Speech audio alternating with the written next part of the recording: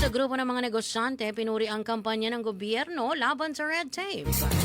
Bombosay Olis muling nagbabalik. Pinuri ng grupo ng mga negosyante sa bansa ang hakbang ng gobyerno para labanan ng red tape sa mga government offices.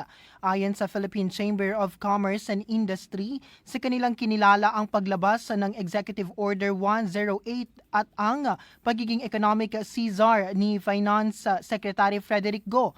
Sa nasabing EO 108 ay itinalaga si Go bilang chairperson ng Economic Development Committee na nagbibigay ng strategic investment priorities.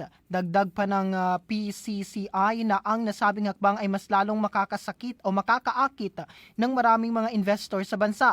Magpapatuloy ang kanilang pakikipagtulungan sa gobyerno para palalo ang ekonomiya ng bansa. At yan ang aking report mula dito sa himpilan ng 93.7 Star FM Cotabato. Ako si Bombosay Olis and this is Bombo Radio Philippines, the #1 and most trusted source of news and information. Basta Radyo, Bombo!